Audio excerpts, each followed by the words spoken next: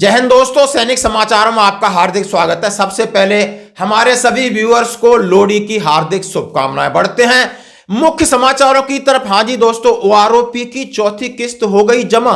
आखिर रक्षा मंत्री जी ने क्या कहा था और इसके ऊपर क्या है खेल? क्या और भी पैसा आएगा? ये आखिर पैसा आया तो कितने महीनों का आया, इसके ऊपर बात करेंगे। दूसरी बात, जवान पर बड़ा हमला। हाँ जी दोस्तों, पुंछ राजौरी पर 21 दिन बाद जवानों पर फिर हुआ है प्रहार, लेकिन ईश्वर का लाख लाख शुक्र। खबरें करते विस्तार से। उससे पहले एक वीडियो आपको देखना होगा जिसमें ये लोग मिलियंस लोगों ने देखा है। बोला ये ऐसा काम कोई फौजी ही कर सकता है। देसी छोरा, देसी घी की ताकत।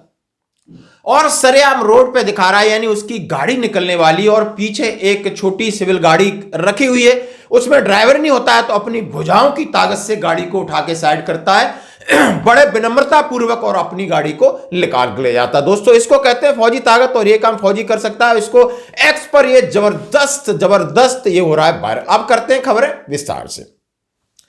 जैसा कि हम सभी जानते हैं कि वन रैंक वन पेंशन की चौथी किस्त सभी की कल क्रेडिट हो गई होगी जो लाभार्थी थे, यानी जो लोग 1 जुलाई 2019 से प्रभावी थे और उनके लिए ये जरूरी था। आखिर अब ये बात करी जा रही है कि आखिर फरवरी में क्या और कोई पैसा आएगा? क्या ये कितने महीनों का पैसा है? क्या आपका पैसा कम आया है? बहुत सारी भ्रांतियां आपके मन में रहेगा। आपके पास बिल्कुल समय, आप पीसीडीए में आप बात कर सकते हो कि ये मेरा पैसा कितने महीने का है, क्या और आएगा? कम आई तो उसके पीछे बात कर सकते हैं। लेकिन इसके ऊपर नया खेल है, जैसे कि राजनाथ सिंह ने, दोस्तों आप न्यूज देखिए, रक्षा मंत्री राजनाथ सिंह ने ओआरओपी की बकाया तीसरी किस्त जारी करने के निर्देश जारी किए। आप समझ सकते हो, यानी जो फरवरी में ड्यू थी और जनवरी में आपको मिल गई। लेकिन इसके पीछे खेल क्या है? जबकि राजनाथ सिंह जी ने गुरुवार को कहा था कि रक्षा पेंशन भोगियों को वन रैंक वन पेंशन योजना के तहत बकाया तीसरी किस्त जारी करने का निर्देश जारी किया। पिछले दिसंबर में सरकार ने 1 जुलाई 2019 से पूर्व व्यापी प्रभाव से ओआरओपी योजनाओं के तहत सशस्त्र बल के कर्मियों की पेंशन में संशोधन की मंजूरी दी थी। बकाया का भुगतान 4 किस्तों में किया जाना था। सिंह के कार्यालय ने, रक्षा मंत्री कार्यालय ने एक्स पर कहा कि रक्षा मंत्री जी ने कहा है कि दिवाली से पहले तीसरी किस्त का भुगतान हो ताकि लोग खुशी खुशी अपना दिवाली मना सकें। जैसा कि 25.13 लाख पहले के लाभार्थी और इस बार के 4.52 लाख लाभार्थियों को फायदा हुआ है। और अगली, जैसा कि इनकी किस्त फरवरी में अदायगी होगी। यानी ये मैं खबर कह रहा हूं तीसरी किस्त के निर्देश के लिए। क्यों कह रहा हूं कि जब इन्होंने दिवाली से पहले हो हंगामा हुआ तो इन्होंने निर्देश जारी किए प्रॉपर, उसकी घोषणा की प्रॉपर, और इस बार बिना निर्देश, बिना आदेश, बिना घोषणा के 1 महीने पहले आपके खाते में आपकी चौथी किस्त को अचानक आ जाना एक सरप्राइज है। दोस्तों, सरप्राइज नहीं है, ये एक सोची समझी रणनीति के तहत है। जैसा कि हम सभी जानते हैं कि आगे इलेक्शन आने वाले हैं। आगे इन्होंने और देखा होगा कि फाइनेंशियल ईयर भी क्लोज होता है, जैसे 31 मार्च को फाइनेंशियल ईयर क्लोज होता है। बहुत सारी चीजें देखी और ये सरप्राइज चुपचाप इन्होंने और इस तरीके का आपके खाते में क्रेडिट किया है। घबराने की बात नहीं है, लेकिन इसमें यह जरूर है, मैं आपके पीसीडीए के नंबर शेयर कर रहा हूं, अपना अपना अकाउंट है, आपका अपना तरीका एक बार जरूर क्लियर कर लेना। कईयों की जो किस्त है वो कम आई है, उनकी शिकायत है। आप उनसे 2 सवाल करना कि सर ये हमारा एरियर है, कब तक का भुगतान किया गया? आपने जो टोटल वर्कआउट किया कब तक का भुगतान है, कि यानी आपको जब पेंशन संशोधित होके मिली है वो कितने महीने का आपको किया है? क्या सर और बाकी हुए बचे हुए महीने का आपके खाते में जरूर आएगा, जो भी लमसम आपका बकाया होगा। दोस्तों, तो ये सरकार चुनाव आने वाले हैं और सरकार के नए नए इस तरह के प्रायोजन होते हैं और उसको किसी न किसी तरीके से हमारे खाते में आए, हमारे लिए राहत और खुशी की बात है।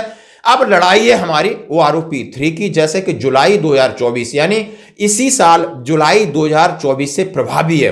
यदि सरकार इसका क्रियान्वयन, इसका इंप्लीमेंट, जैसे कि माननीय सुप्रीम कोर्ट का यह ऑर्डर भी है कि आपको अब ओआरओपी में डिले नहीं करना है, जब से इफेक्टिव है तब से देना है। देने का तरीका उनका वही होगा कि 4 किस्तों में मिलेगा, 70 साल और दूसरे जो भी जिनके पास डेकोरेशन है उनको एक मुश्त मिलेगी। तरीका सबका वही होगा, लेकिन यह है कि आपको उस प्रकार का एरियर शायद कम मिल पाए, क्योंकि ये अभी जुलाई 2024 आने वाली है। धन्यवाद। ये थी ओआरओपी के ऊपर एक पुख्ता खबर। बढ़ते हैं दूसरी खबर की तरफ। जैसा कि हम बहुत सारे वीडियो, आपको खबर जो कल से चल रही है कि टेररिस्ट अटैक, 21 दिन बाद फिर सैन्य वाहनों पर हमला, फायरिंग कर भागे दहशतगर्दों की तलाश में सर्च ऑपरेशन। यानी ये आताताई, ये डरपोक, ये भगोड़े, यानी जो हमारी सेना की बाहर एक क्यूआरटी जा रही थी दोस्तों, यानी कृष्णा घाटी में, उन्होंने जबरदस्त उसके ऊपर फायरिंग की। लेकिन आखिर क्या हुआ?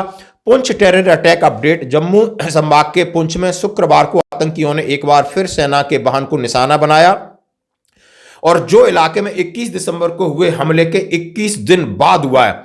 39 राष्ट्रीय राइफल्स के सीओ 2 वाहन के साथ लेकर कृष्णा घाटी स्थित अपनी यूनिट लौट रहे थे। यानी एक कमांडिंग अफसर के ऊपर हमला, बाल बाल बचे।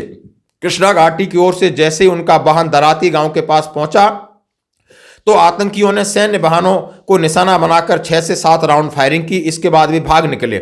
सीओ का वाहन बुलेट प्रूफ होने की वजह से किसी प्रकार का नुकसान नहीं हुआ। हमले के तत्काल बाद जवानों ने मोर्चा संभालते हुए जवाबी कार्रवाई की। तत्काल पूरे इलाके को जवानों ने घेर लिया। घटना की सूचना मिलते ही यूनिट से जवानों को मौके पर भेजकर तलाशी अभियान चलाया गया है। सैन्य प्रवक्ता का कहना है कि शाम 6 बजे कृष्णा के पास जंगल से संदिग्ध आतंकियों ने सैन्य वाहनों के काफिले को निशाना बनाकर फायरिंग की। इसमें किसी प्रकार का नुकसान नहीं हुआ है। सेना तथा जम्मू कश्मीर की पुलिस की ओर से संयुक्त तलाशी अभियान जारी है।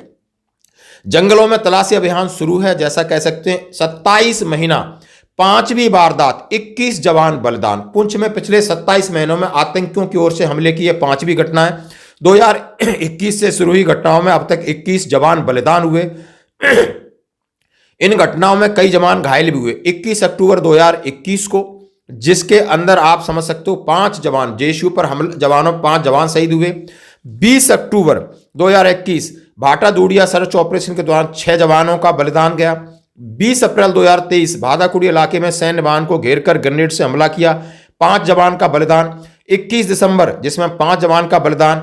और कृष्णा घाटी के दौरान दराती में सैन्य वाहनों पर कल फिर उन्होंने फायरिंग किया, लेकिन भगवान का शुक्र है कि हमारे कमांडिंग अफसर और हमारे जवान सुरक्षित हैं और जवाबी कार्रवाई ताबड़तोड़ उनका घेराबंदी करके फायरिंग की जा रही है। आज की खबरों में इतना ही। बने रहिए हमारे साथ। धन्यवाद।